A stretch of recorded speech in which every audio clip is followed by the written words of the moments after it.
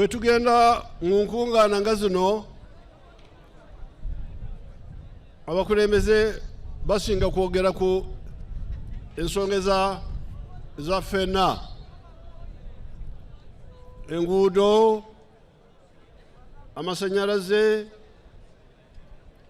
eddembe, naye ekigambo kya omusoga kyeyagamba edda nti akange kakira akaife. Omusoga bw'atyo bwe yagamba nti akange kakira akaife, akange katuukira ddala ewuwo, akaife ka ffenna. N'abanyankwere bakiine nibagira ngu egabo yakyeri togihere mwana mubazi. Bw'oba oyagala okuwa omwana akacaayi anywedde eddagala, si kyamagezi okugamba nti ngenda kugenda wa muliraanwa yabampa akacaayi, kubanga oyinza kusanga muliraanwa talina, omwana n'afa. N'olwekyo eno vidiyo gye mubadde mutandise okulaga wano nungi ddala, naye kubanga tetulina budde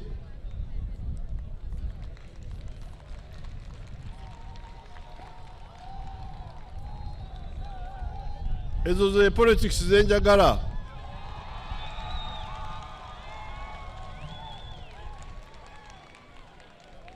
Obukulembeze obw'okujja amaka mu bwavu kye tuba tusookerako. Bayibuli yatugamba dda nti musooke munoonye obwakabaka bwa Katonda, ebirala byonna biryongerwako. Kati bwe tujja ku kyenkulaakulana ndudde mbawabula nti musooke munoonye ennyingiza y'amaka, ebirala bigenda kwongerwako. Najja eno ekisozi omwaka 1990, najja omwaka 1990 nengula ekisozi. Tewaliyo nguudo ya kolansi, naye ettaka yali teyitika, tewaliyo masanyalaze, tewaliyo masomero, tewaliyo nkulaakulana yonna mu budde obwo. Naye nze nali noonya bugagga. Ekigambo obugagga bwa nte, ate ente tezirya kolansi. Mwali mulabyeku ente erya kolansi? Tezibeera ku masanyalaze nizoota, zaagala omuddo n'amazzi. Ate byali eno ekisozi mu bungi. Kati nze nagenda eri awatali nkulaakulana, naye awaali essubi, omuddo n'amazzi nebisobola okulabirira ente. The people with big land, there's also something like ranching. Like I have Ankole cows in Kisozi. Ranching needs also big land. Atugambye n'abalina amalundiro amanene nago geetaaga ettaka nga ddeneko, tugeze oyina ente nnyingi nnyo. Ente is our indigenous cow. Ente ennansi ze tuyita ezaffe ennyankole, eŋŋanda, okuzirunda n'ozifunamu weetaaga ettaka lingi. But because many people don't have big piece of land, that's why from 95 we said, let's have another strategy for the people with 4 acres and less. Kubanga bannayuganda si ffe abalina ettaka eringi ennyo, n'agamba nti kyalibadde kikulu nnyo ne wabeerawo amakubo gammwe abantu abalina ettaka ettono naye nga tusobola okukolerako era ne tufuna. And we called that intensive agriculture. Okukolera watono n'ojja mu kinene. Atugambye ekyo tukiyita okukolera awatono naye ate ng'ofuna kinene bulungi. Now the other one is extensive agriculture. Liri ekkubo ery'abano abalina amataka amanene oba okolera wanene n'ofunamu era kingi ng'osobola n'okukozesa ebintu ebirala ng'ebyuma naye n'ofuna. Wadde ofunye akatono buli yiika naye kubanga olina yiika nyingi you put that in Uganda. Okay, President atugambye nti wali bw'oba okozesa ettaka ddene nnyo buli yiika oba osobola ogifunamu kinene. Katono buli yiika ogifunamu katono naye kubanga okozesa yiika. Nkitegeddeyo kusensa agambye nti nno bw'oba olina ettaka ddene ng'era olimira ku ttaka ddene buli yiika ne bw'oba ofunamu akantu katono bwe tugenda okugattagatta ebeera okungudde kinene. No, so therefore the kibaro of the people with big land and the people with small land is not the same. Era tugambye naye bw'obala n'ogeraageranya abalina ettaka eddene n'abalina ettaka ettono ffenna tusobola okufuna era ne tufuna ebyobugagga maka gaffe. But using different kibaros. Naye nga okubala kwa njawulo ne kyotaddemu ng'era kya njawulo. So for the 4 acres and less. Era tugambye nti abalina yiika 4 n'okudda wansi. That's why we recommended coffee 1 acre. N'atugamba nti abo kyalibadde kikulu ne tulimayo yiika y'emmwanyi emu bw'oba olina yiika 4. Fruits like oranges, mangoes, pineapple 1 acre. N'agamba nti ebibala nabyo biteeke ku yiika emu naye nga nabyo bijja kuwa ofunemu. Example, oranges, mangoes. Okuwa ekyokulabirako osobola okulima emicungwa, olima ennaanaasi, emiyembe era n'ofunamu. 3rd acre pasture for 0 grazing cows. N'atugamba osobola okulima omuddo ku yiika endala emu n'olunda ente nga yo tetambula wabula ogiriisiza waka. In 1 acre, you can support 8 Frisian cows in the shed. Atugambye nti yiika ey'emu ey'omuddo esobola okulabirira ente 8 enzungu ennongoseemu. Then the 4th acre is food for the family. Yiika ey'okuna ne tulimako emmere ey'awaka gye tulya. Then a manju in the backyard, you put poultry for eggs. N'atugamba nti nno emabega waffe mu luggya lwaffe n'emmanju eyo nga ku kiyungu kyo osobola okulundirawo enkoko zo. N'ofuna amagi ne mbeera bulungi. You can also put pigs. Osobola n'okuteekawo embizzi bw'obeera atali muyisiraamu oba musevensidde. Now, near the wetlands, you can do fish farming. Singa obeera ng'oliraanyeeko olutobazi osobola okusimayo ekidiba n'otulundiramu ebyennyanja era n'osigala ng'ofuna. Don't put the kidiba in the center of the swamp, put it on the periphery. Atugambye bwe ekidiba ekyo tetukiteeka mu makkati g'olutobazi wabula tukiteeke wano ebbalibbali olutobazi we lukoma. So this has been our message all these years from 1995. President atugambye nti okuviira ddala mu 1995 bwe bubaka bwazaawa bannayuganda. The ones with the big land, we also need them. N'atugamba n'abalala abali mu ttaka eddene ebyo nabyo babyetaaga. Nabo tubeetaaga.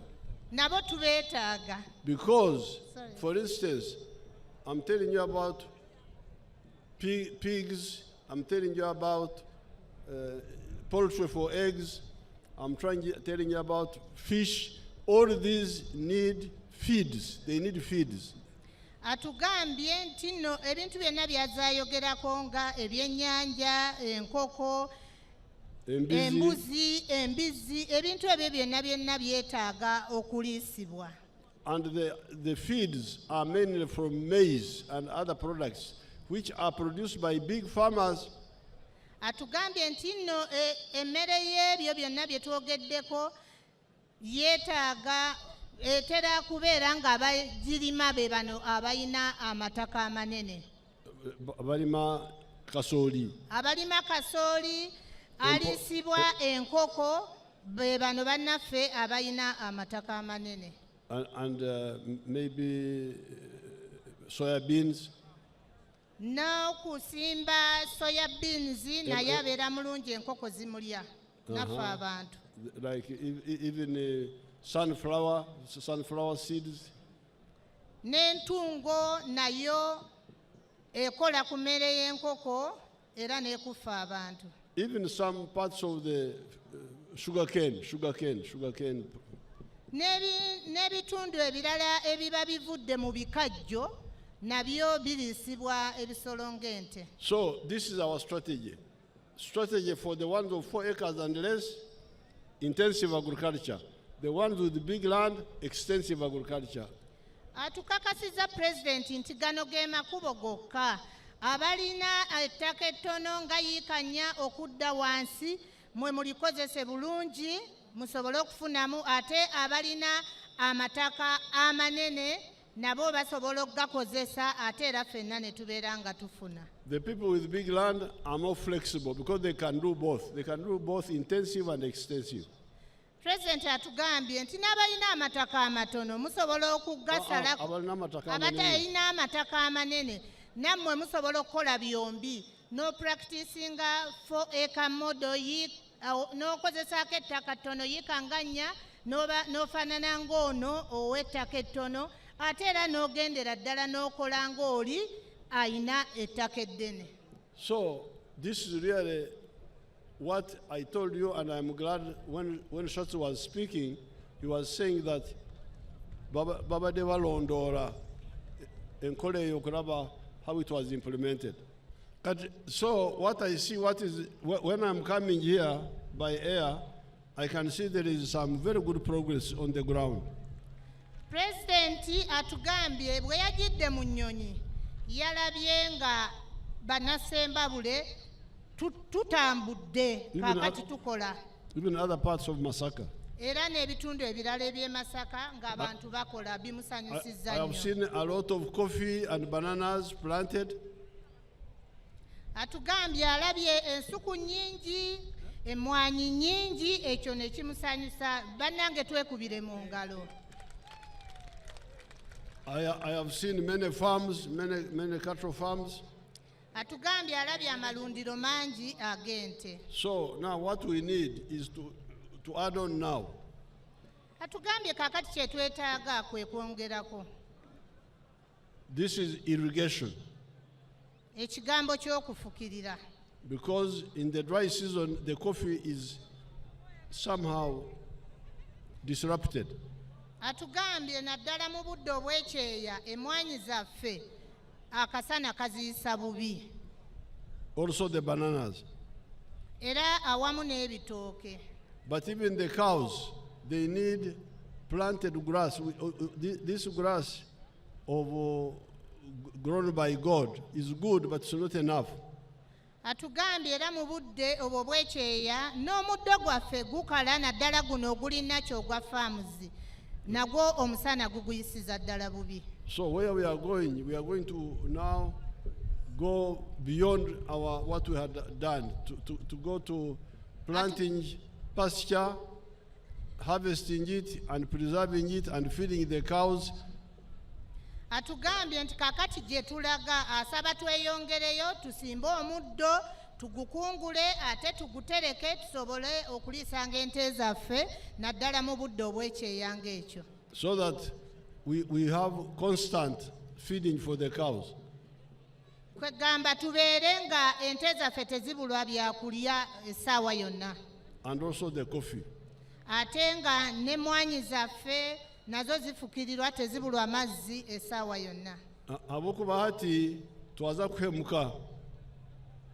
Kubanga kaakati tuyinza okuswala.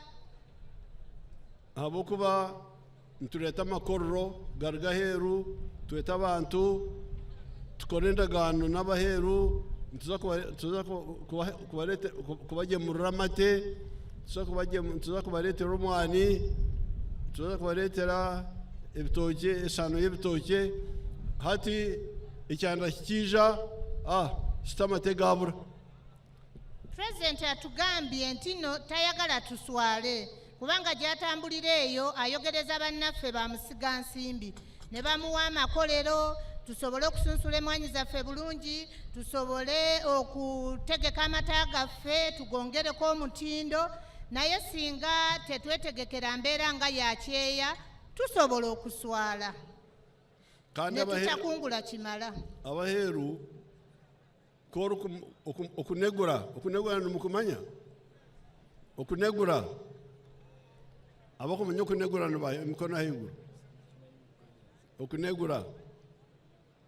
okunegura mu Luganda bakiyita kokonyo okukokonya kati bwe tukokonya mikwano gyaffe ebweru bagenda kutwerabira.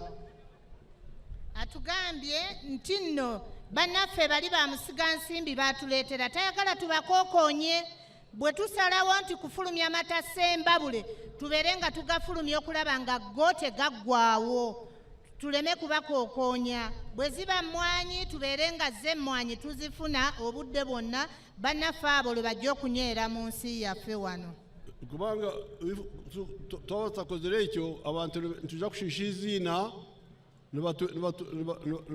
nibatwesaasira ngu abo mubarijeho tubeesigwa nibakateesigwa nk'enogo y'ebitakuri. Atugambye tusobola okwonoona erinnya lyaffe ery'ensi yaffe Uganda kaakati nti bwe tumuleeta ataddewo wano ekyuma kye oba ekkolero lye ne tutamuwa kimala agamba bannayuganda temubeesiga bo baleeta bitono tebimala kale ne tubeera nga twenoonye erinnya lyaffe. Oluusi baleeta oluusi tebaleeta. Oluusi baleeta oluusi tebaleeta so atusaba tukole nnyo. Awo tulina okwongeramu irrigation, fertilizers and pasture preservation and so on.